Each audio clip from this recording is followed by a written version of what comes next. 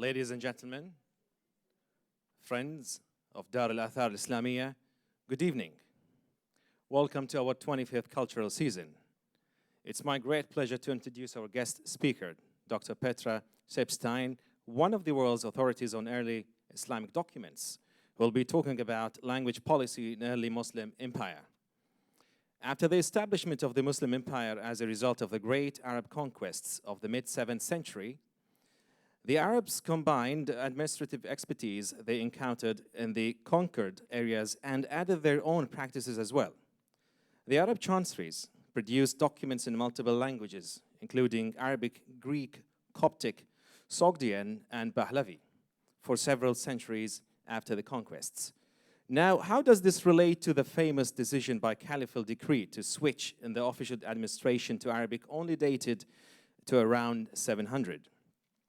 In this lecture, Dr. Sijpesteijn will present documents produced by chancelleries to discuss what language policy the Muslim empire followed, suggesting a different interpretation for the literary reports attributed to the famous Caliph Abdul Malik or one of his successors. Dr. Sijpesteijn is a professor of Arabic language and culture at Leiden University. She studied history and Arabic at Leiden University, the University of Damascus, Cambridge, Cornell, and Princeton universities, where actually in Princeton she defended her dissertation in Near Eastern Studies in 2004, being awarded the department's annual prize for the best thesis. She was a junior research fellow in Oriental Studies at Christ Church in Oxford University. Her interests center on the development of Islam in its earliest stages from the 7th to the 10th centuries, and the lived experiences of those under Muslim rule in the pre-modern Islamic empire. Her specialism within this field is the study of documents on papyrus and paper in the 3 languages of the Islamic period, including Arabic, Greek, and Coptic, and the light these actually shed on the day-to-day lives of those otherwise lost to the historical record. Starting 2017, she manages an international research project entitled Embedding Conquest, Naturalizing Muslim Rule in the Early Islamic Empire, 600 to 1000, funded by the European Research Council. Since 2014, she has also been director of the Leiden University Center for the Study of Islam. Interestingly, while I was looking up Dr. Sijpestijn's works actually online, I found out she wrote an article in Al-Masaq journal with an intriguing title actually, which says, or which reads, Shaving Hair and Beards in Early Islamic Egypt. It's quite interesting, with almost 1,000 downloads. Fascinating. So we are very much looking forward to her talk, but before we begin, may I kindly ask you all, please, to turn off your mobile phones and personal electronics for the duration of the event. So without further ado, please join me in welcoming Dr. Petra Sijpesteijn.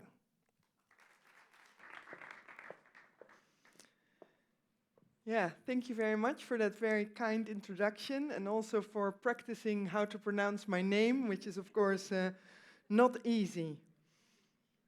I would like to start by thanking Sheikha Hossa Sabah for inviting me to participate in the al-Athar al-Islamiyyah's 25th cultural season of lectures. Looking at the overview of events that the al-Athar al-Islamiyyah is organizing this year, one cannot but be hugely impressed. It is great to see that in regions of the Arabic-speaking world, where there are perhaps fewer extant ancient monuments, new initiatives and collections such as this one bring together evidence of the great history of the Arabic language and culture for all to enjoy. The list of invitees of the al-Athar al-Islamiyyah in this and in past cultural seasons is indeed impressive, and I'm very honored to be speaking and share my research with you tonight. Explaining the process of Arabicization remains one of the main challenges of the history of the early Muslim empire, and we just spoke about it just before this lecture.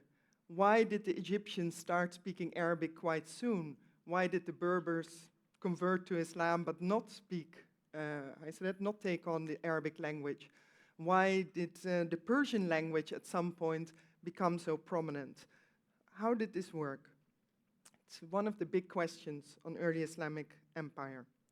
On the one hand, we see in our documentation clearly how the use of Arabic eventually became dominant. On the other hand, we see how multiple languages in written and oral form continued to be used for centuries after Arabic speakers became the dominant rulers in the area. In this paper, I want to look at a small sample of documents produced by the administration of the Umayyads and early Abbasids, that is to say from the 660s into the 9th century of the Common Era, to look at the languages that these documents were written in and how these languages relate to each other, to examine the question of language use and language policy in the early Muslim empire.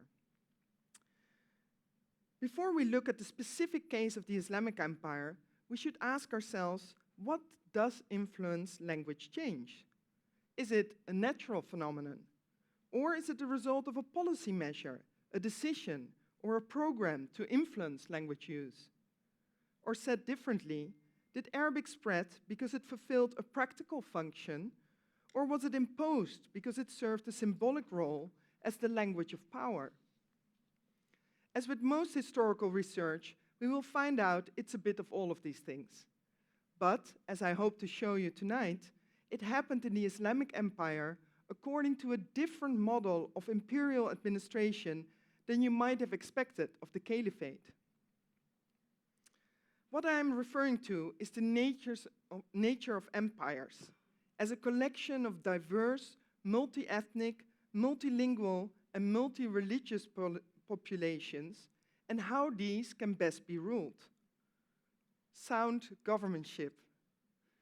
Raised as we are with the ideal of the nation state, one people, one language, one land, we have tended to forget that this model of the nation state is not a universal human phenomenon, a kind of natural or perfect way of human organization, but rather an idea that arose in the very specific context of the French Revolution.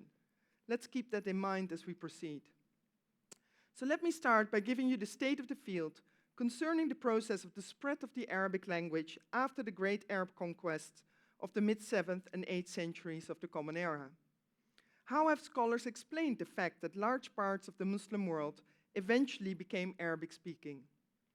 Like the medieval historians whose works we use, scholars today have searched for one particular decision, a decree or an event that sparked a linguistic change to Arabic. And indeed, we have in our literary sources a very clear report with which all discussion on Arabicization, also mine, starts. The event I'm talking about takes place against the background of the administrative reforms famously ascribed to the Umayyad Caliph Abd al-Malik ibn Marwan. The most elaborate account comes from al-Baladari's Futuh al-Buldan from the end of the 9th century of the Common Era. And I put it up here, you can read it. As you see, there's still even a little bit left out. Al-Baladari's anecdote is set at the Syrian court of Damascus, which was the capital of the Umayyad dynasty. In fact, the account of Abd al-Malik's decision to switch to a monolingual Arabic administration is rather fantastical, I would say, ascribing it to a disrespectful Christian Greek scribe. After he made the decision, it took a year, al-Baladari writes, to change all the registers in the Diwan to Arabic from their original Greek. When the Syrian Christian head clerk was confronted with the resulting Arabic state registers, he turned to his fellow Christian secretaries in sadness, telling them that they'd better look for another occupation as their work in the chancery was obviously finished, now that it was all in Arabic. Further on in his book, al-Baladari describes that in Iraq, the famous governor al-Hajjaj was responsible for the decision to change the Diwan, in this case from Persian to Arabic. The story of the change of the administrative language from a local language to Arabic is also told in relation to other provinces in the Caliphate.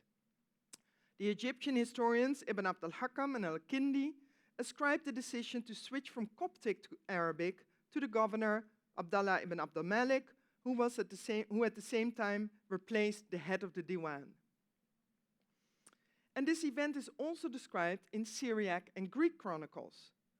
These are written by Christians. These sources place the event again in a Syrian context. They ascribed the switch to the Caliph al-Walid, so the successor and son of Abd al-Malik. And here too, the decision results in the loss of jobs for Greek scribes.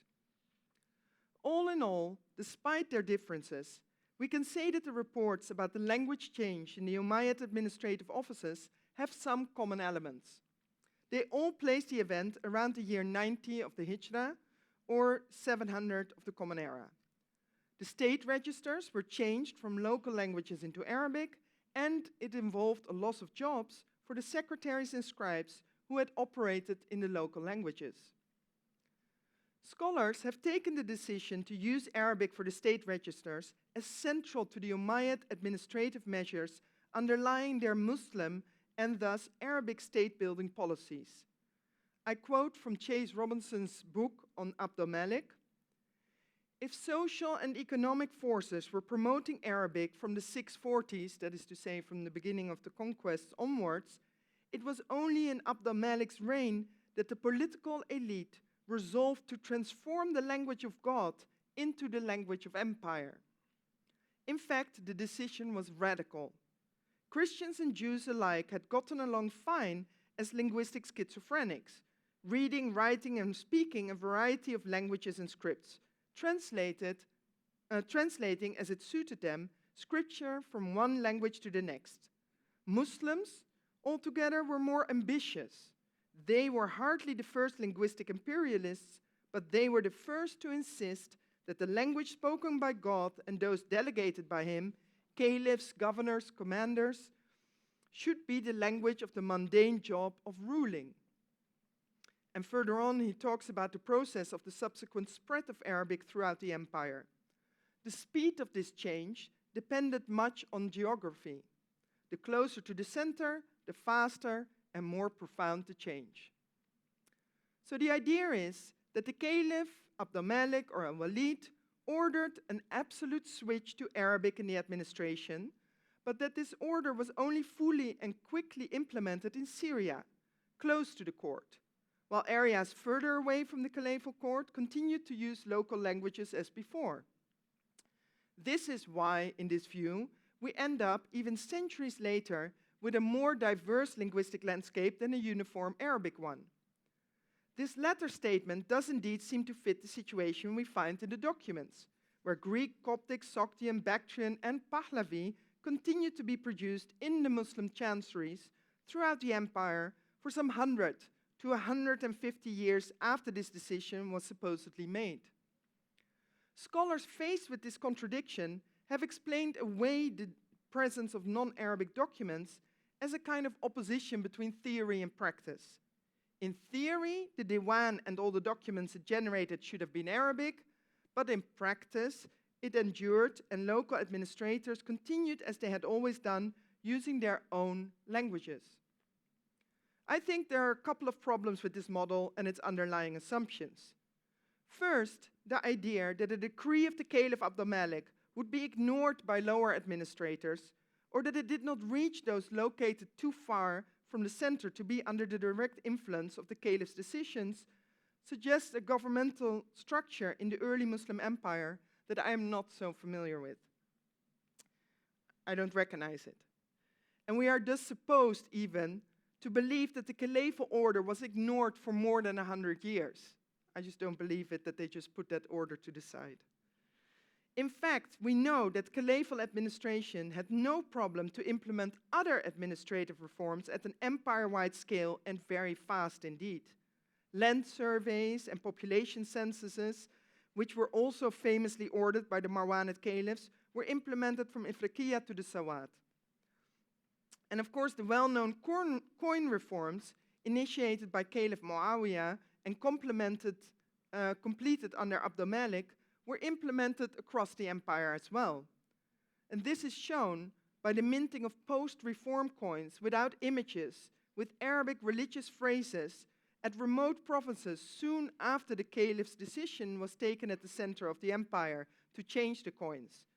So for example, there's the coin struck in Anbir, in Juzjan, in the province of Khorasan, in the year 79, which is the same year that Abd al-Malik completed his coin reform, so real time, they're doing it in Khorasan. But also in Oman, we have two coins, one from 81 and one from 90 Hijra. So also here they were, and these are struck in Oman.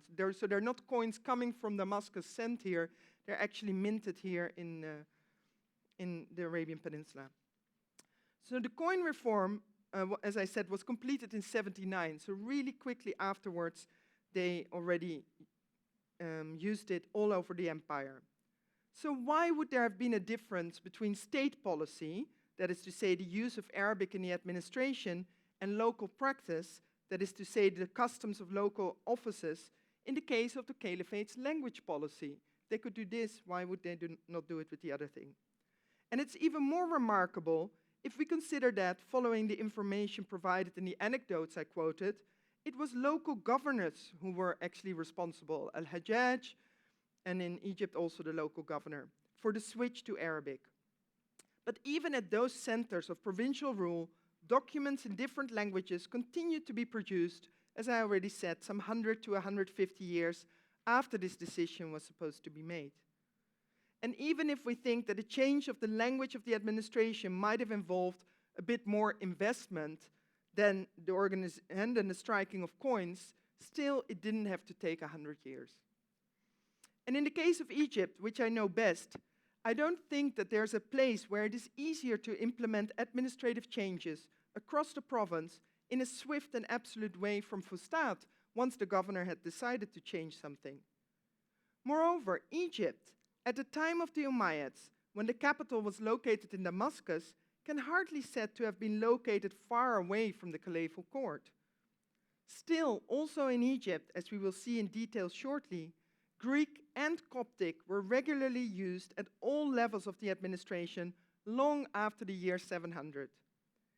In other words, if the intention was indeed to switch the language of the Diwan to Arabic in a direct and absolute way, as the historical reports seem to suggest and scholars have taken it, there are no reasons for this not to have happened in an effective and quick way, also in provinces located further away from the capital. But our documents show that it did not. My second objection concerns pairing the language switch with other administrative measures taken by Abd al-Malik, the standardization of weights, and more specifically, the coin reforms that I already mentioned. As is well known, the monetary reforms replaced images and writings in Pahlavi, Greek, Latin, and other pre-Islamic languages with Quranic phrases in Arabic. This was a process that took several steps, with progressing adjustments in the Sasanian, Byzantine, and Roman models.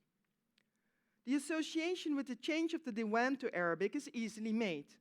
Both the coins and the administration switched from Greek and Pahlavi to Arabic. But the coin reforms are not so much about making the coins Arabic as they are about making them Islamic, or Quranic if you want. The switch was inspired, as Luc Treadwell has shown, by a desire of the caliphs to showcase their piety in response to the religious claims made by rebels such as Ibn al-Zubayr, as expressed amongst others on his coins. And the religious character of the new coins is confirmed by the reactions amongst religious scholars at the time. They started to debate whether this was actually a good idea, because it meant that now non-Muslims would also be touching Quranic phrases by handling these coins. So the association with it being Quranic was actually everywhere. And that the coin reforms fall in a different category than the language reforms of the Diwan is also supported by the fact that the discussion about Abd al-Malik's coin reforms, which is much more present in our sources, by the way, is always treated in a different section in our texts and is not associated with a switch to Arabic at all. My final argument concerns the mechanics of the early Muslim states' administration, or imperial rule, sound governmentship, as I already mentioned. As I mentioned, the Arab Muslim administration continued to produce documents in other languages than Arabic long after the supposed change of the language of the Diwan. Let us first take a look at a few examples of these documents. The first document that I want to discuss is a so-called protocol. This is a papyrus sheet that was attached to the beginning of a papyrus roll, stating where and when it was produced and under which rulers. In this case, the Caliph Suleiman and the governor of Egypt, Abd al-Malik, are mentioned. It is written in Greek and Arabic, so the bottom part is only a translation of the Arabic, but the Greek actually repeats the Arabic, so it says the same text in two different languages. It was issued in the year 98 or 99, that's what we can say on the basis of who's mentioned in the protocol, that is to say 716 or 717 of the Common Era. But this was 17 years after the supposedly language change was initiated in Syria, and 12 years after the decision was made to change the language of the Diwans in Egypt. Why do we still have Greek here? And this is significant in this case because this is an official document produced under the direct supervision of the Muslim administration in Egypt, and a controllable one too. The protocol was added to the papyrus roll in the so-called papyrus factories, where the state had a monopoly on papyrus production. So what easier than to change it there? And of course also the production of papyrus took place in the delta, which is right near the Fustat. So the second example is this list of imprisoned fugitives and other criminals, edited by Federico Morelli. The prisoners are listed together with the crimes they committed. So the poor men were in prison because they had stolen clothes, wine, or a bull, and then 3 of them are in jail because they burned the land tax registers. On the basis of the many 8th century Greek papyri, which include, besides lists such as this one, and we have lots and lots of lists, taxpayers, converts, fugitives, prisoners like this one, but all sorts of things, and other administrative texts, such as decrees, tax demand notes, and administrative letters, which were all produced in Greek, Morelli concluded that new Greek formulae were introduced that showed an active and living command of the Greek language amongst the scribes who worked in the Muslim Diwan. And here we are in the 8th century, right? So we're already more than 100 years or 100 years after the conquest. The next document I want to discuss is a much later document in Arabic and Greek. It contains again a protocol text, this time written only in Arabic. It mentions Abu Ja'far Ashinas, governor of Egypt from 219 to 230 of the Hijra, and the director of finances, Isa ibn Yunus, who was in office from 227 to 229. This means the protocol was issued under the Caliph al-Mu'tasim or al-Wathiq, so we're deep in the Abbasid period. It is not so much the Arabic protocol that interests me, but the texts that were written subsequently on the papyrus. First, there's an Arabic letter. If you can see it, they turned the papyrus around, turned it over, and then turned it around, which is related to a land survey. It mentions Mesaha, for example. And then, and that's the interesting bit, there's Greek written on the papyrus, in the margin of the Arabic letter, and some other words over the protocol. And these refer to record keeping related to land surveys. The point is that these Arabic and Greek texts originated in some Muslim administrative offices in the mid-9th century in Egypt, where there were scribes who were still actively using Greek besides Arabic. That is to say, 200 years after the Arabs arrived in Egypt. And it was not just Greek that was produced by the Muslim administration in Egypt. The use of Coptic explodes in the 8th century, and this boom continues into the 9th century. More importantly, for the topic of today's lecture, in the 8th century, Coptic is for the first time used for administrative purposes. So the Copts had to wait for the Muslims to be able to use the Coptic in the administration as an official language. Before that, it was used only for private purposes, so for letters or legal documents. This example is a text demand note originating in al-Ashmunayn in Middle Egypt. It was issued by Yazid ibn Abdurrahman, who was an Arab official, and it's sent to Severus, a certain Severus, son of Bane. And Yazid's Arabic seal, you can't read it now, but there's definitely Arabic on it, appears at the bottom of the document. And on the back are also some traces of some monumental Arabic text. What it shows is how Coptic and Arabic are actually intertwined in the administration of the Muslims. Now let's go to another part of the Islamic Empire. The linguistic analysis of this letter and the next one I thank to my PhD student Reza Husseini. The first letter was written by Abdurrahman, son of Subh, to Devashtish in the year 721 of the Common Era. So we're late Umayyad. Abdurrahman, son of Subh, worked for the governor of Khorasan, Sa'id ibn Abdulaziz. Devashtish was a local Sogdian ruler who had run away from the incoming Arab armies to a place called Mount Mugh, where this letter was found. His role in the local administration was, however, crucial, and eventually he was incorporated into the Muslim Empire. Now, this letter is written by a Sogdian scribe who worked for the Arab administrators, for the Arab governor. And he plays in this letter with Arabic and Sogdian language, conveying subtle and not so subtle messages about the hierarchy between the Arab and the local ruler. He starts off the letter, for example, with the following address. From Abdurrahman ibn Subh to Devashtish, king of Sogdiana and ruler of Samarkand. Praise be to God. With this phrase, he deviates from the way letters to Devashtish were generally composed. In other letters, the name of Devashtish comes first in the address, and the sender calls himself your humble servant. But by placing the name of the Arab official Abdurrahman ibn Subh first and using his name, the scribe places him above Devashtish in the hierarchy, despite his nice description as king of Sogdiana and ruler of Samarkand. Secondly, the blessing, praise be to God, is actually influence from the Arabic. And this was a version of this address that was used for non-Muslims. Muslims were greeted in a subtly different way. So this is Salam alaik, Fa'anni Ahmadu Allah, and Muslims would get Fa'anni Ahmadu ilayka Allah. But for non-Muslims, you don't praise God for their sake, right? So this one just has, I praise for you, God.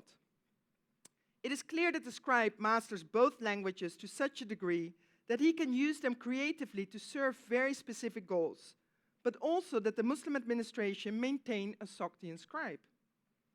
And to make clear that Devashtish could also handle Arabic, I just want to show you this letter, now in St. Petersburg, and I'm sorry for the bad reproduction, which Devashtish himself sent a couple of years earlier from Mount Mugh still to the governor, then the governor of Khorasan, called al-Jarrah ibn Abdullah. And this letter, as you can see, is written in Arabic. So Devashtish did have, could handle Arabic. He even had an Arabic scribe to write to the Arab governor in Arabic. And he writes, he uses indeed this formula saying, from your humble servant, Devashtish. The point is that the languages in these letters were not chosen out of practical communication point of view. They reflect an imperial universal philosophy of rule. And just another example of the Sogdian language by the Arab governor is this letter. So now we're back in the Arabic governor's court. Again, the same governor, Sa'id ibn Abdulaziz, wrote this letter where we can read only very little because it was actually found in the scabbard of a dagger. So it was used to cover the inside, and so that's why it's also in these little pieces of paper. And it was also found on Mount Mugh and is now in the Hermitage Museum. But as you can see, he writes to the chief priest of Samarkand from his function as Amir, but using Sogdian. I think that based on these examples from different parts of the Islamic Empire and using different languages, we can conclude that whatever the decree issued concerning the change of language of the Diwan to an exclusive use of Arabic was, such a decision is not reflected in the documentary evidence.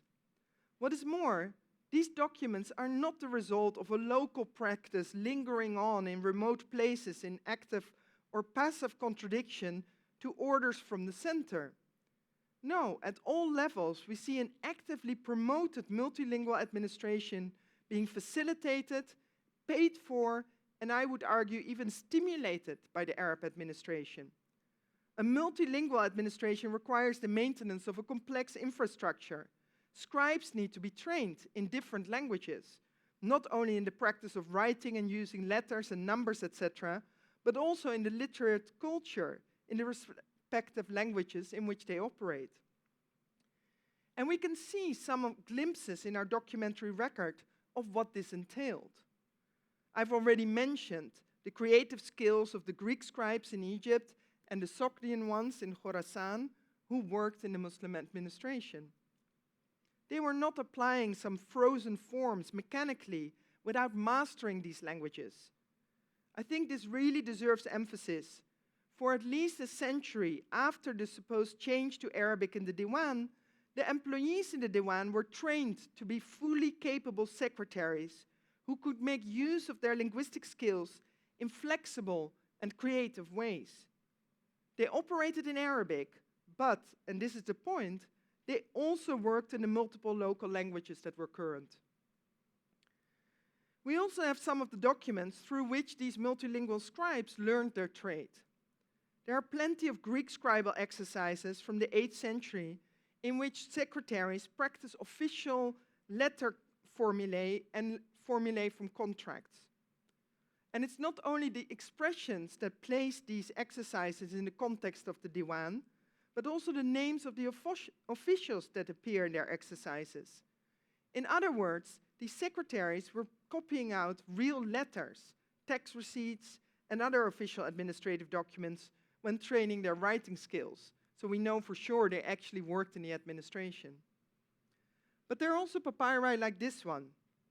It's a kind of cheat sheet for a scribe in need of using Greek and Arabic in his work. You might recognize some Arabic letters, but what are the letters next to it? Well, those are Greek letters. And it's actually the Greek letters which were used as numerals that this refers to. So it gives the numbers from 1 to 40 with Arabic equivalents. And it's actually really interesting because you can see from the letter shapes of the Greek letters that they're now written by people writing from right to left. So they're still using Greek, but they're obviously, Arabic is their dominant language. But we have other documents like it which point to the need to be able to move between Arabic and other languages in the Diwan. For example, we have a papyrus with the Greek and Arabic alphabet on it. Or scribal exercises containing Greek and Arabic documentary phrases side by side. Finally, we have some references to the Arab chancery paying for this kind of multilingual expertise. We have an early 8th century list of expenses from the administration of the Middle Egyptian town of Aphrodito, or Ishku, in Middle Egypt, where payments are made for Greek scribes and for Arabic scribes, who obviously work together but represented different expertise in the administration. So how did this multi-tiered linguistic administration in Arabic, Greek, Coptic, and Sogdian come about? Well, we're going to look at Egypt especially because that's what I'm most familiar with for now. In fact, a multilingual administration existed right from the moment the Arabs arrived in Egypt. So let's turn to the most famous Arabic papyrus, which was also used on the poster. This one is dated to the year 22 of the Hijra. It's actually the earliest dated piece of Arabic writing we have at the moment. So that is the year 643 of the Common Era, and this was issued during the Arab takeover of Egypt, only 4 years after the Arabs arrived in Egypt. It is a receipt for 65 sheep transferred to an Arab army unit which was on its way to Upper Egypt to collect taxes, and definitely also to implement Muslim rule down there. And this is confirmed by the name of the person who issued the receipt, Abdallah ibn Jabir, a well-known general. And for those of you who want to read some of the Arabic, I'm going to point it. So here's the date, Sana Itneen wa Ashrin, and Abdallah ibn Jabir is here, Abdallah ibn Jabir. Of course, no dots here.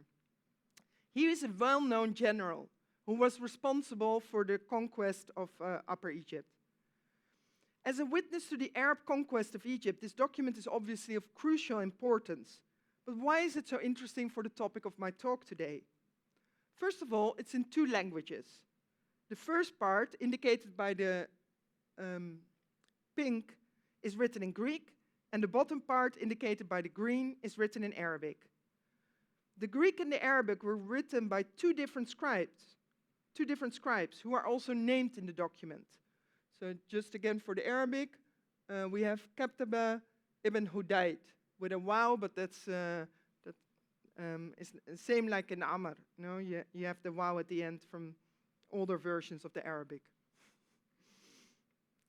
And in the Greek, it says the notary and deacon Johannes wrote it. So he's at the end of the Greek, written here, and he has a cross still before his name. What is also clear is that while the contents of the two texts are comparable, they use different phrases and expressions, displaying two distinct documentary and even legal traditions. And just to give you one example, while the Arabic individuals are identified by their name and their patronymic, so we already had Abdullah ibn Jabir, and there are other people mentioned by their name and the name of their father, in the Greek part of the text, the titles are used, even sometimes Arabic titles. So in the Greek, we just have Abdallahs, Amiras. So they have changed Amir into the Greek form, taking it from the Arabic, and this title is lacking in the Arabic part. And in the Greek, you don't have the name of the father, Jabir. So you see different traditions.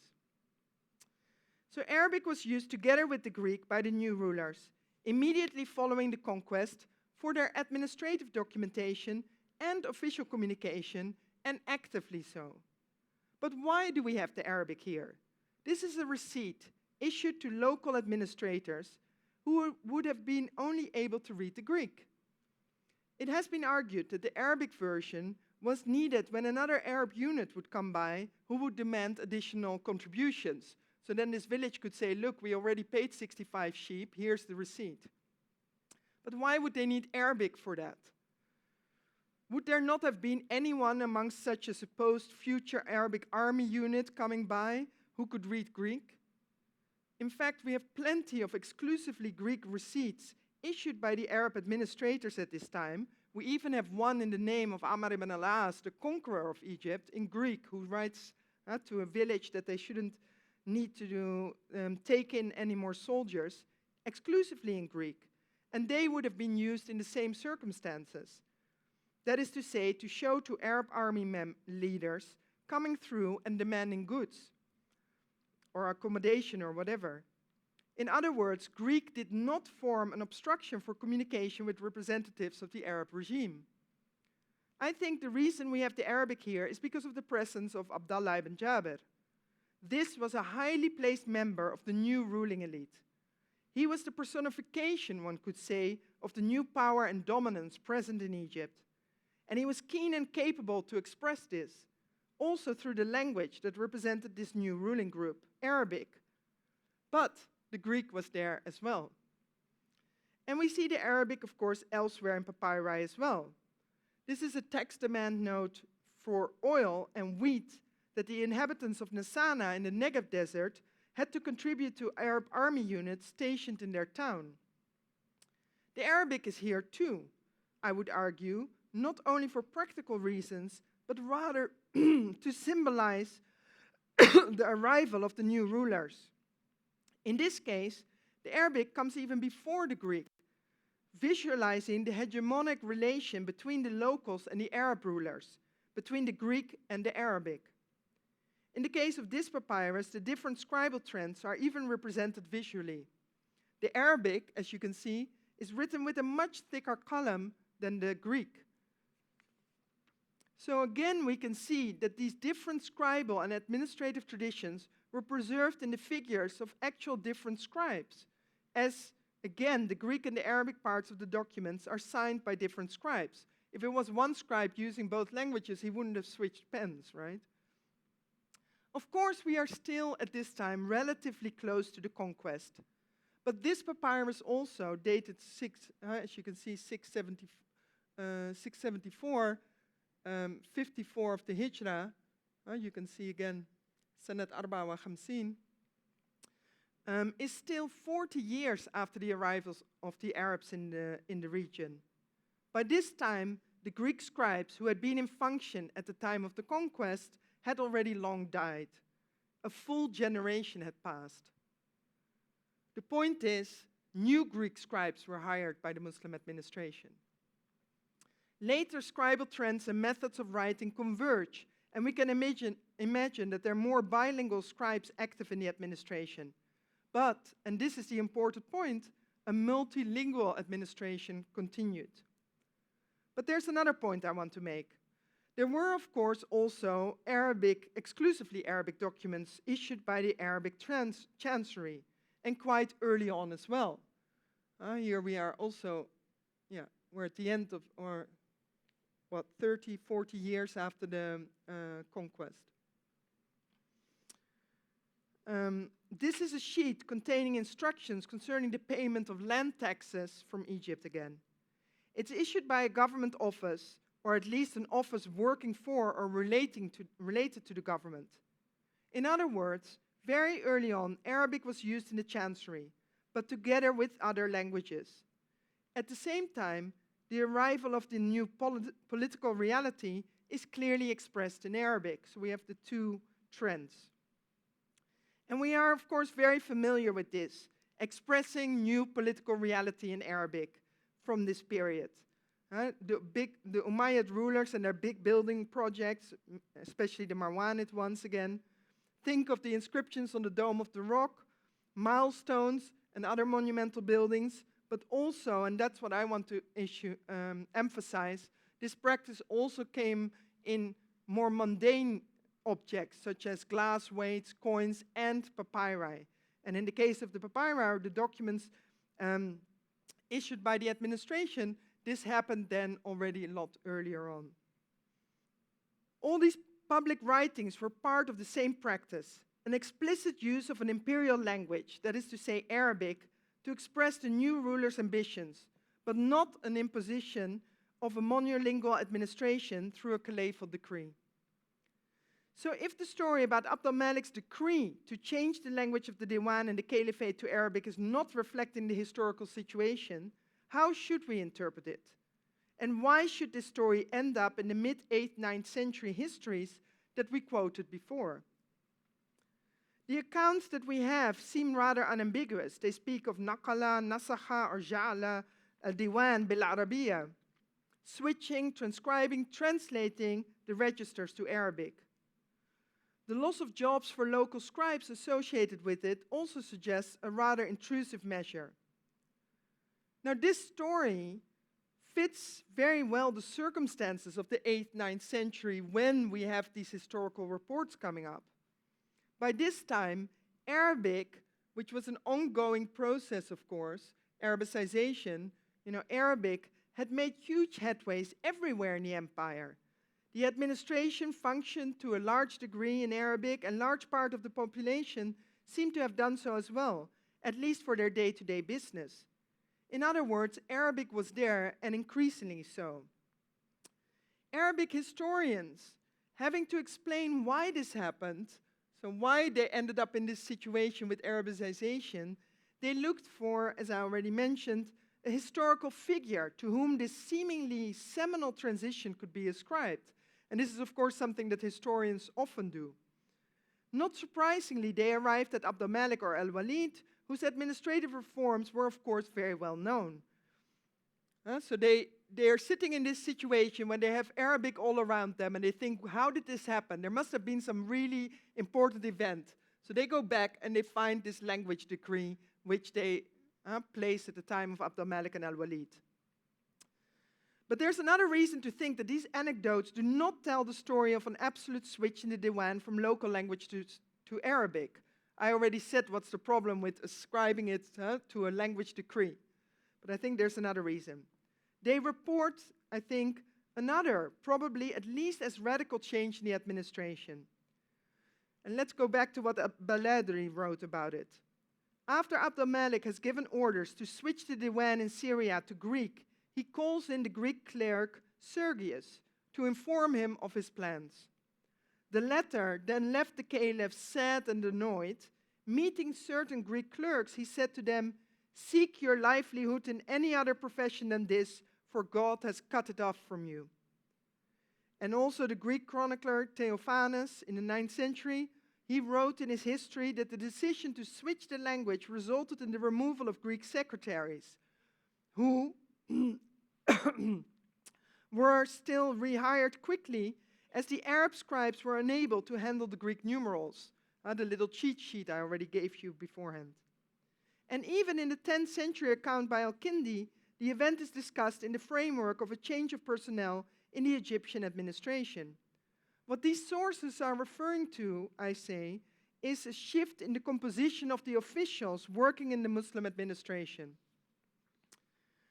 So after a period of some 50 years after the conquest, local administrators, in these first 50 years, local administrators had continued to man most offices in the Muslim administration, especially at the local level.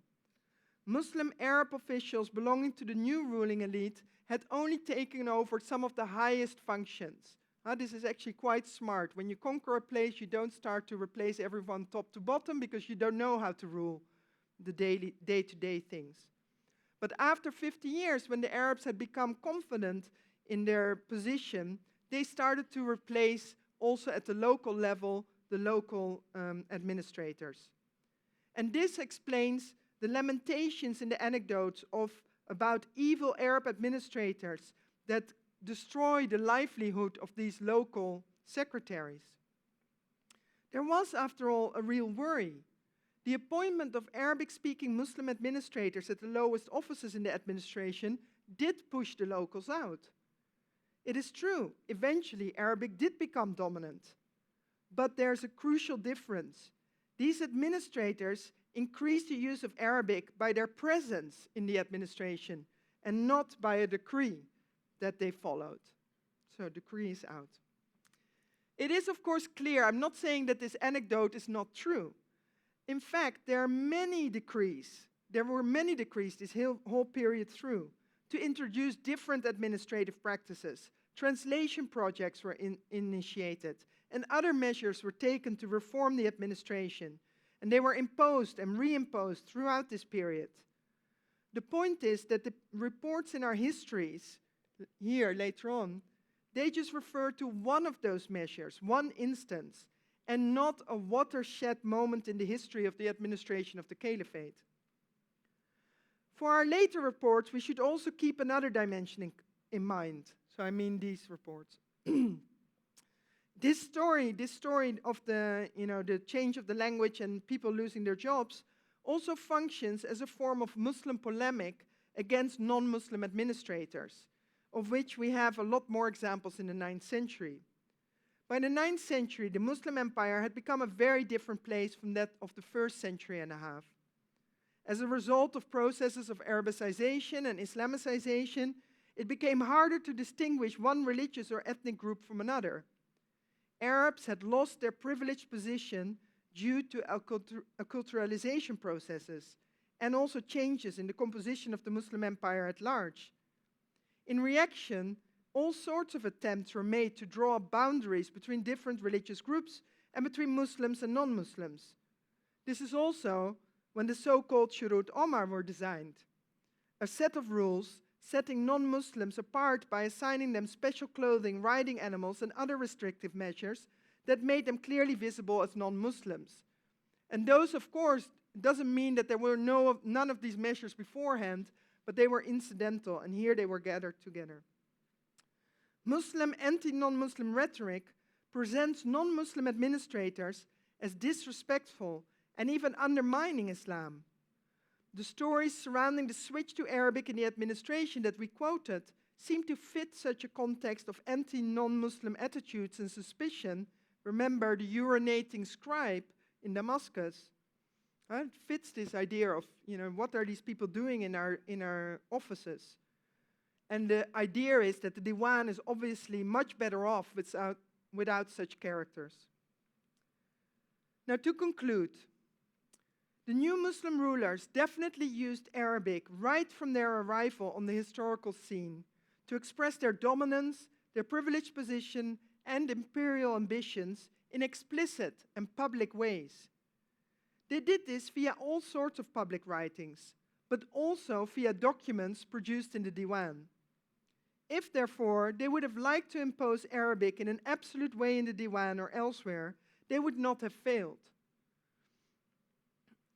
Moreover, if such a preference for Arabic had existed, it would have become dominant much faster. I want to have one more illustration from the documents. Let us return to the two documents produced early on by the Muslim administration in Greek and Sogdian. While these texts on the one hand represent a continuation of local traditions, especially in the language they used, they also display some of the most striking impacts of the new rulers. Greek, Coptic and Sogdian texts from the pre-Islamic period did not start with an invocation, some form of in the name of God, the Basmala. But in these early documents, we do have an in the name of God. In the Greek, it's an onomati to Theou, and in the Sogdian, where the phrase is even mirroring a basmala and the way it's placed at the beginning of the line, with the remaining being blank, it's formulated as Parnaam Bri Damdane. I don't speak Sogdian. So it's added at these documents very early on. We said 22 Hijra, during the conquest. I think these phrases were imposed by the new rulers. Every text should start with this mention of the one God. Or perhaps a practical consideration, put a basmala form so that we know where a text starts. Whatever the reason is, I think it was a condition by the conquerors. The Arab rulers were not passive governors. They did implement changes directly following their arrival. But the point is, they did not impose one language in the Diwan as part of these measures.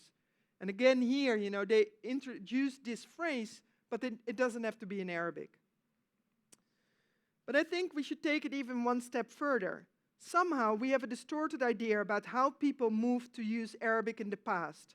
If we, I'm talking about non-Arabic speakers here, can use Arabic effectively, if we try very hard, after a couple of years, how would interpreters and anyone else for whom their livelihood depends on using Arabic, why would they not have managed to switch to Arabic much quicker? Why would the Egyptians, the Persians, the Sogdians, and the Syrians need generations to switch to Arabic? In fact, we do have commercial letters where Egyptians operate very effectively in Arabic, trading and associating with Arabic speakers, much sooner than the administration did. Instead, I would say the Arab rulers opted for the active maintenance of a multilingual administration, and it served them really well. What is more, they invested in it, stimulated it, thereby maintaining it longer than it would have been the case had the situation been left to run its natural course. In other words, if they had not invested in the implementation of a multilingual administration, Arabic, the language of the dominant part of society, would surely have replaced local languages within 1 or 2 generations. But by maintaining the multilingual administration, they applied sound governmental practice, making use of linguistic identity politics, which has of course characterized multilingual pre- and early modern empires throughout the world. And I just want to end by this idea that rulers in these pre-modern empires, they often presented themselves as governing many different peoples, serving diverse customs, and to do so in the many languages of the people and the lands that they ruled.